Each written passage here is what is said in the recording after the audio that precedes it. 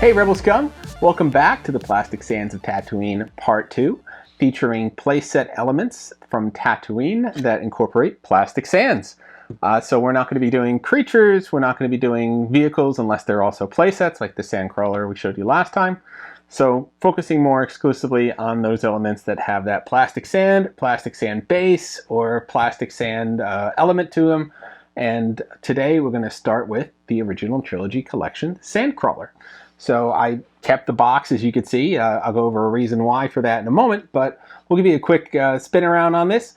So the original Trilogy collection Sandcrawler came out in 2004, retailed for about $60, and this was a Diamond Comics Previews exclusive.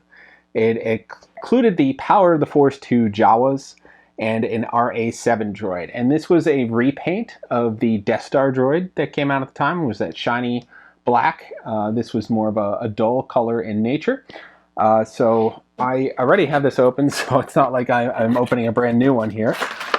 So we'll take this guy out. So interesting things about this.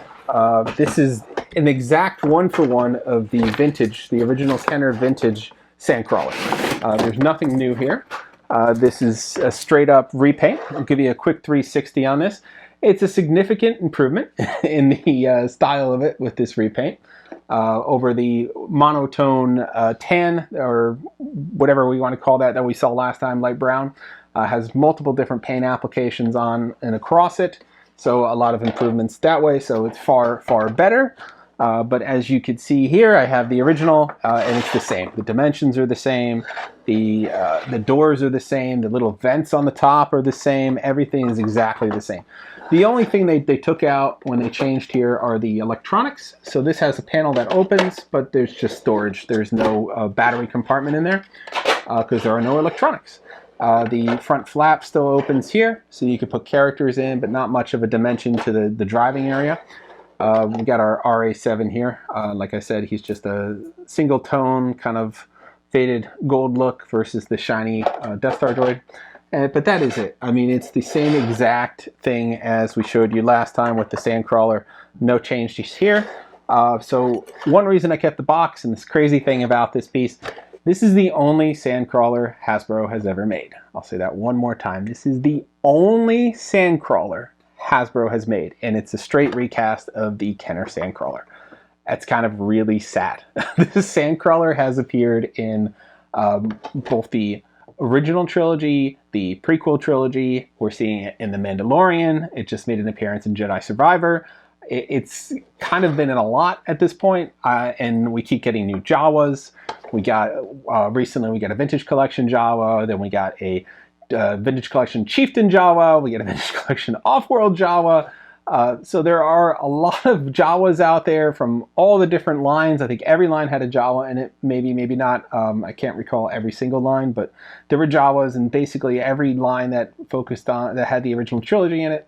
And we've only had this one vehicle, and it's not in production anymore, so you can't even get it, and it's woefully undersized. We desperately need a Sandcrawler, a really large Sandcrawler. HasLab maybe. If we got one that was like maybe twice the height and twice the width, still wouldn't be scale, but it would be much better. So yeah, it's sad, but it's also, this is our Sandcrawler. This is what we have, basically in the Hasbro line at least. So yeah, that's why I kind of kept the box, because it was kind of unique. This is the only one they've made so far. It came out at a time when we were in that amazing original trilogy line. I don't know why. I just loved it a lot. It was fun. The packaging was fun. Everything about it was fun. It was kind of like almost like vintage style before Vintage Collection came along, in terms of some of the elements they had on the boxes, showing play and fantasy scenes and all that. So this is the Sandcrawler. Let's move forward a few years into the Saga collection, and we're going to be looking at some playsets. All right, starting out with the Disturbance at Lars Homestead. This was a Toys R Us exclusive, and I could actually give you a 360 on this because I was able to get it up on the little rotary wheel there. So you can see this is featuring the dome top. It was actually the exit for Luke's, or the Lars family farm, moisture farm. This came out in 2008, and it retailed for $50. And in addition to this set of just the playset element here, it had a Sand Trooper with a black pauldron. It had Owen Lars, Rue Lars, and a Womp Rat, and the Moisture Evaporator. And I believe it also included a couple of accessories I'll show you, including blue milk. The Moisture Evaporator was directly taken from the 2007 Luke Moisture Farmer. So nothing evolved there. I think this was the 30th anniversary character, but it's good to get these Moisture Evaporators. So glad we have that. The Womp Rat, I think it might have been packaged with maybe one other character, or maybe this was the only appearance of the Womp Rat in any of the toy lines. So kind of unique to this set. So this, in addition to being awesome and a solid plastic piece here, this opened up and it's on this plastic sands base.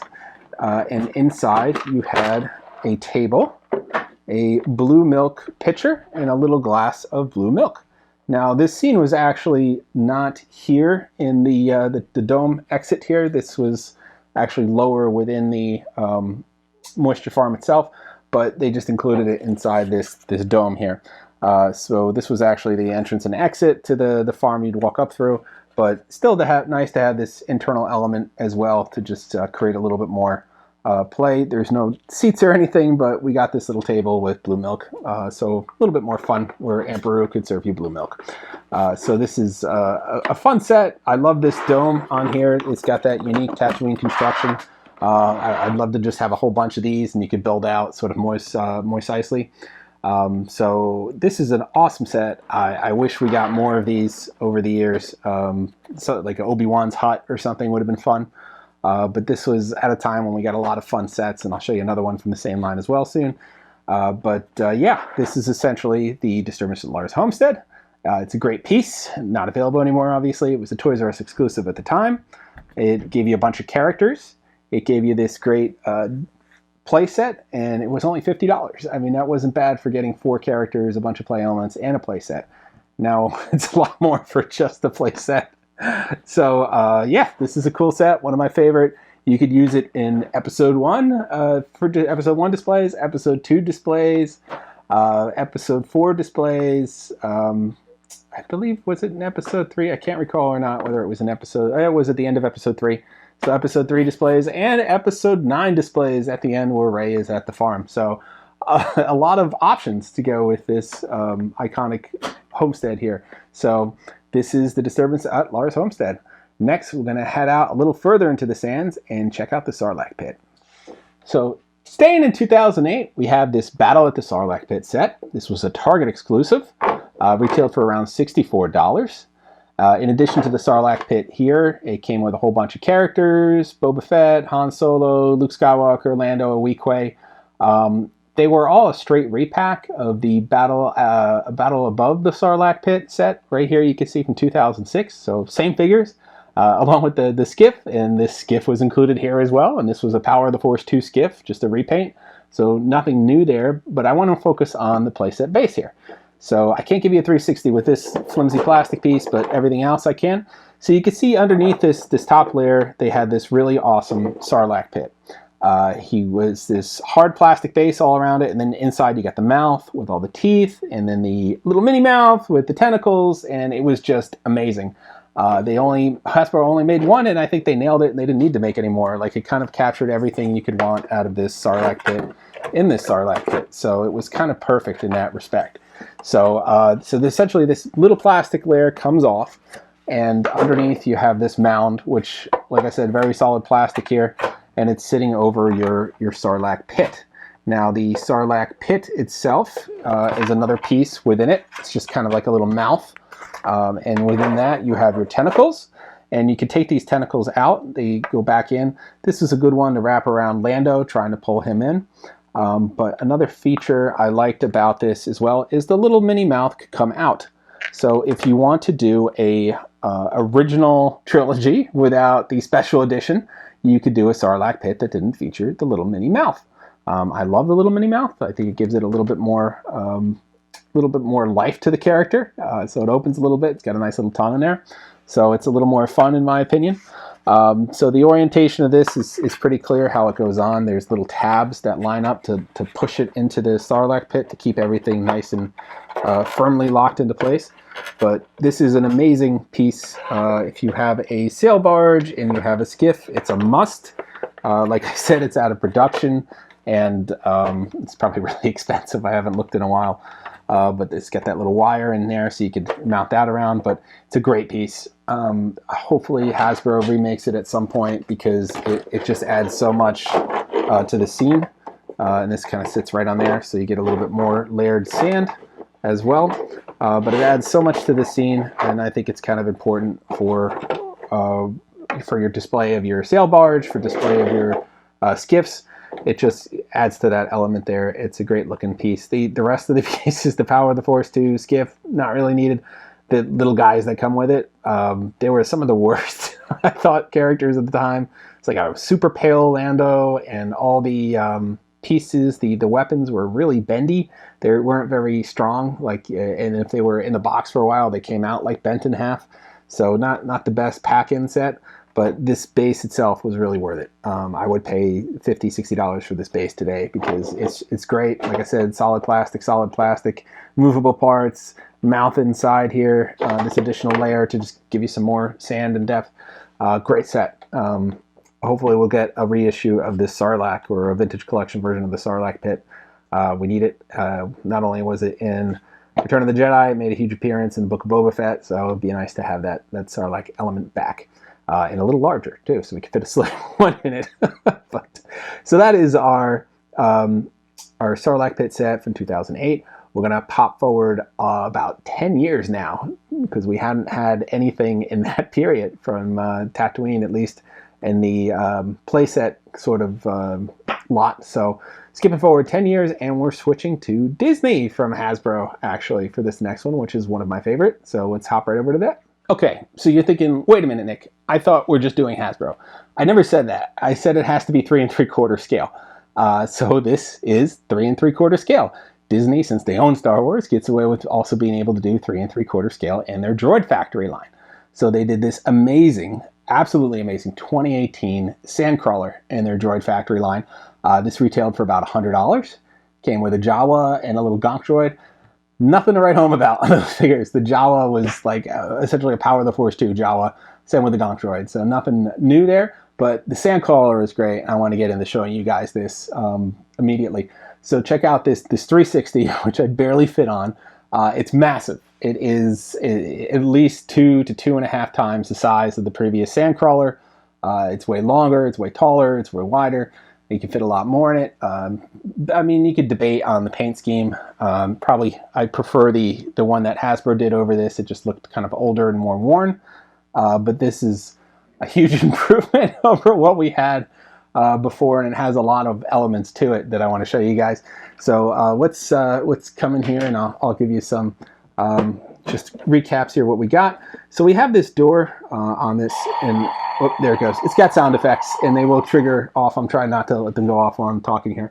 So we have this door. The only thing I don't like about the door is it doesn't open more to give you the ramp like in the film. So I take it off sometimes, or lean it against it when I'm displaying it. Here's that Jawa who's nothing to write home about. No legs. It's all like solid plastic. And here's the, I mean, he's not the worst Gonk droid, but his legs don't move again. He's not as cool as the Vintage Collection Gonk droid. So I just have other bits and pieces in here. Here's an RA7 droid. This is from the Vintage Collection. I just threw it in there for fun. So we have every time it moves, it makes a sound effect. We have like a little storage chamber in there. The front opens up here, and it's a much better piloting area. You can see the area here where the controls are. In the front, we also got this crane that comes out for picking up droids.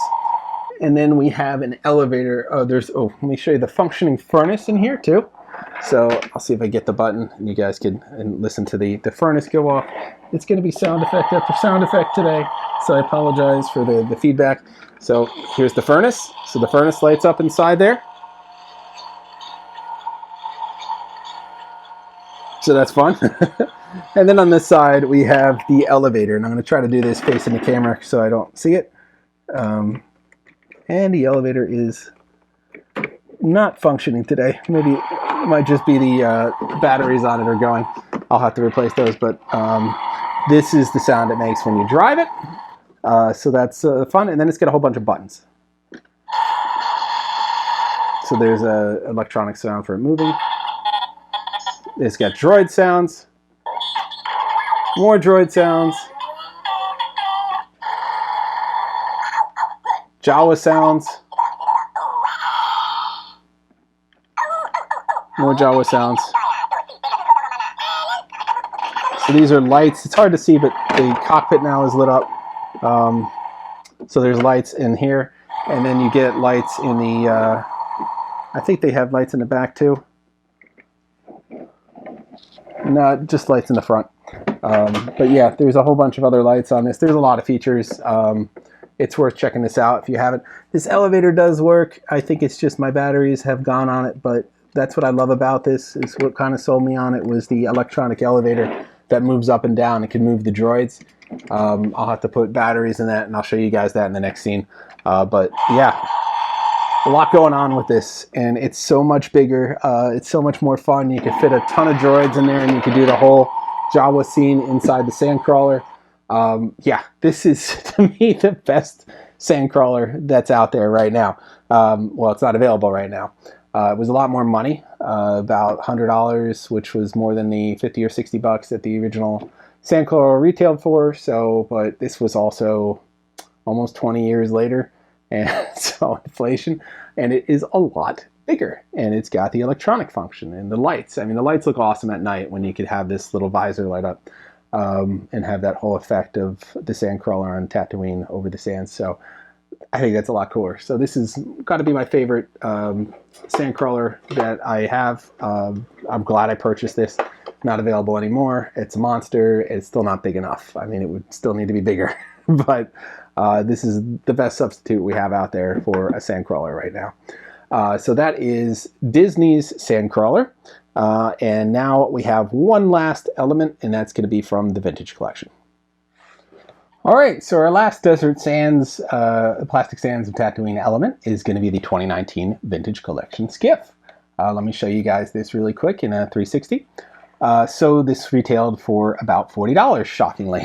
We don't see that anymore for vehicles.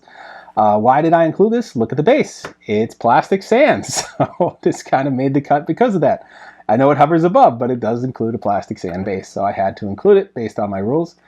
This thing is awesome. It pairs well with the barge. It is above and beyond what the Power of the Force 2 skiff was, which was used in all the lines up until this point, just reissued and repainted. So it has a lot of amazing features in it. It has movable controls, which is something not featured in the previous one. It has multiple hooks for weapons. It has these little pop-out panels where you could see the different elements of the internal workings of the skiff. So I thought that was really fun. There's enough room on here for several characters, which I showed you guys in the sail barge video. Fun thing underneath where the pikes and stuff go, there's little holes so the bottoms can stick in there as well. And the side is removable, and I'm not going to do it, but the side panel is removable, and you can put on that shot up side panel with the wire sticking out as well. In addition to that, it has the little retractable plank for the characters to get thrown into the pit. The fins are movable here as well, both multiple directions, so articulation there. And it tilts on the base, so if you want that shot where it's tilting into the Sarlaac pit, you could do that as well, or you could pivot it any way you want. So this thing's amazing. I absolutely love this gift. They did a bang-up job on this, paired well with the sail barge. Not issued anymore, but you could probably still find it. Some stores might still have it that haven't sold it yet, if you're lucky. Otherwise, you're getting off eBay. But this is an amazing piece. They should be really proud of how they did this piece. I thought it was just great. Great design. Has this great lean look to it. The other one was a little bulkier. And that one was, I mean, that was based off the 1983 or 1984 skiff. I forget the year that came out. So that we've had that same one, just repainted and repacked and reissued with that little retractable landing gear that was not part of the skiff to begin with. So yeah, I mean, we just had that version going all the way up until 2019 when they did this. This was like Hasbro's first one. That was just a repaint of Kenner. So they did a great job on their first Skiff. So that completes our look at the Plastic Sands of Tatooine, but I have one surprise for you, and I promised you guys in the last video that I would show you this, so I'm going to show it to you. So back when I did the first video, I promised you guys when I showed you the purchase of the Droids 3-pack from the Power of Force 2 collection that I would show you the purchase of the Droid scene. I'm not going to do a whole video dedicated to the purchase of the droids. I'm just going to try to fit it into the end of the segment so you can see all the characters involved if you wanted to set this up yourself. I'll show you from this angle and I can spin them around. This is going to be the Owen from the Disturbance at Lars Homestead, the 2008 set that I showed you guys just now. The only difference is here he's got a little bit of a different paint scheme from the purchase of the droids, but he's the same figure. So nothing new there. That C-3PO that I'm using there is actually from the purchase of the droid set. I like him. He's got a restraining bolt on. He's got a great color scheme. I don't think there are a lot of other C-3POs out there, maybe the Desert Ambush one, that really capture that, so I kept it. A lot of characters I have, and forgive me, I have my notes because I have a lot of dates here for these, are older characters. The R5-D4 is from the 2006 Saga. He's actually not the Vintage Collection one, so you can upgrade him to the Vintage Collection one. Same with the R2-D2. He's from the 2009 Jawa Capture, because he's got the restraining bolt on there, and I wanted one with a restraining bolt because that was appropriate for the scene. Other than that, the Jawas are a mixture of Power of the Force 2, the Black series, they're a mixture of Saga, they're just every Jawa that I've collected over the years, the Vintage Collection, they're just all thrown in here because you can just build out a scene with Jawas. In addition to that, we have our droids. So we have the Lin droid over here, the one with the dome. That was available in 2007 in the 30th Anniversary Collection, came with a Jawa as well. 2009, we got the Jawa with the security droid, and that's over here, the security droid. So that was a fun little minifigure. 2008, we got Jawa with the Wed Treadwell, and he's the one with all the arms toward the middle there. 2004, we got the R1-G4, which is the giant droid here, and he came as his own individual figure. So that kind of rounds out the whole set there. It took Hasbro a better part of a decade almost to get to all these characters, but get to them they did. And now they're out there if you want to try to dig them up in the secondary market, to have all these available for purchase so you can make a purchase of the droid set. They reissued the Jawas. They've reissued multiple versions of C-3PO, R2-D2, R5-D4. There's only been 2 versions of Obi-Wan, or not Obi-Wan, but Owen, so this is the most recent version with the better paint scheme. Multiple versions of Luke. I just used whatever one from the time. I think this might have been the post Power of the Force 2 transition series where they started having bendable elbows. So I included that one just because I didn't need another Luke, but there's a lot of Vintage Collection Lukes out there you could probably use for it to make Farm Boy Luke, Moisture Evaporated Luke, any Luke you want. Any assortment of Jawas. One of the ones that were packed with the droids came with the droid collar unit to stop them, so I have that. That is the one talking to Owen here. So an assortment of different Jawas because they have different colors, different clothes schemes, so I just thought that was fun. This one has a cloth skirt just to mix it up. But that is basically the purchase of the droid set. The droids were never reissued, so if you wanted this R1-G4, you missed it. I mean, it was only a one and done kind of thing. Same with the security droid, same with the Wed Treadwell, same with the Lin droid over here. These were all kind of one and dones. So I'm clear if this would make a great Vintage Collection set to just have all the droids, just the droids in this set for you guys to get, and maybe even a Jawa pack of build a character or build a, what would you call them, army builder packs. Just have a Jawa set of different Jawas with varying different heights and whatnot. But this droid set would be great. We haven't had it in a long time, so getting those reissued. So one thing, I did get the Sandcrawler to completely work with new batteries. So I want to show you the light schemes here. So in the front we have, oh, that is the droids.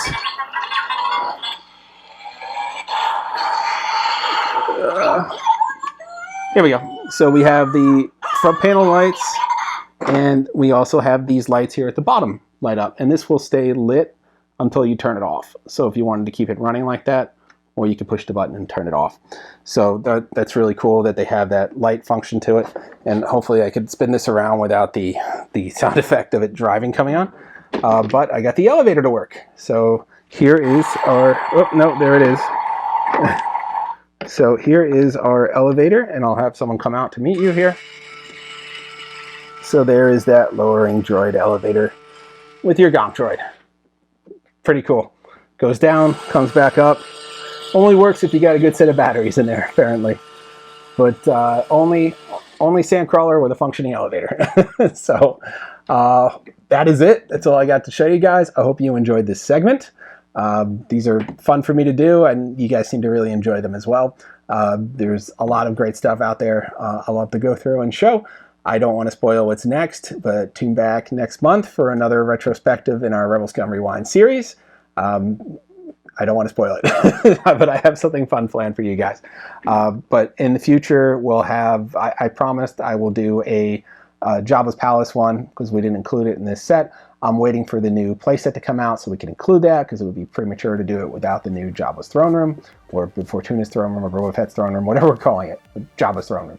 I will do a Cantina set, build out the Cantina, and show you that as well. We'll do that, sorry Sandcrawler, we'll do that relatively soon, so don't worry. I want to do creature sets, I want to do character specific sets, so just tune back. We'll see those. If you guys have something you want to see, let me know. I know we keep seeing the roleplay suggestion.